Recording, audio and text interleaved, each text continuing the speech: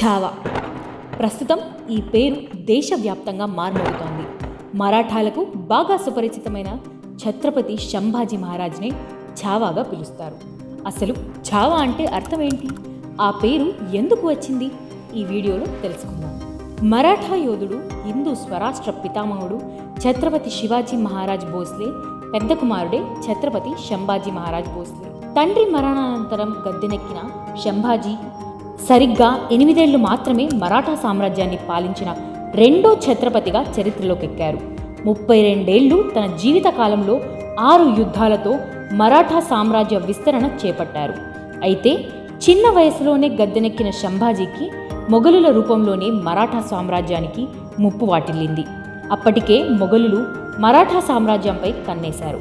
మొఘలుల చివరి రాజు ఔరంగజేబ్ సారథ్యంలో మొఘలాయుల సేనలు మరాఠా సరిహద్దుకు చేరటంతో సంభాజీ యుద్ధానికి దిగుతాడు.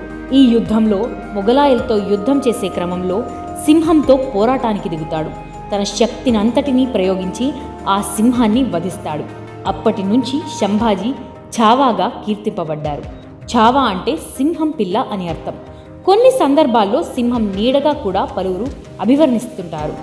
అయితే ఛత్రపతి సంభాజీ మహారాజ్ శివాజీ మహారాజ్ కుమారుడు కాబట్టి పుట్టినప్పటి నుంచి ఛావా అని ముద్దుగా పిలిచేవారు. ఛత్రపతి శివాజీ మహారాజ్ వీర పరాక్రమానికి సంభాజీ వారసుడు కాబట్టి సింహం వారసుడిగా భావిస్తుంటారు. 24 ఏళ్ల వయసులో ఔరంగజేబుకు చుక్కలు చూపించాడు. ఢిల్లీలో ఉండే ఔరంగజేబును జాల్నా గల్లీలో పరుగులు పెట్టించాడు. మొఘలాయుల ఆకృత్యాల కింద నలుగుతున్న మరాఠాల స్వేచ్ఛ కోసం సింహంలా గర్జించాడు. దక్కన్పై పట్టు సాధించాలన్న ఔరంగజేబు కలను అడుగడుగునా అడ్డుకున్నారు. గొరిల్లా యుద్ధాలతో మొఘలాయుల సేనలు ఊడ్చిపాడేశాడు. హిందూ స్వరాష్ట్ర సాధనే లక్ష్యంగా సామ్రాజ్యాలను ఏకం చేస్తూ మొఘలుల వెన్నులో వణుకు పుట్టించాడు సంభాజీ అలియాస్ ఛావా. మరాఠా సామ్రాజ్యంలో అంతర్గత విభేదాలు ఉన్నప్పటికీ తండ్రి స్థాపించిన హిందూ స్వరాజ్యాన్ని రక్షించే క్రమంలో మొఘలుల చేతిలో వీర మరణం పొందారు. సంభాజీ చరిత్ర ప్రతి యువకుడికి ఓ ఆదర్శం.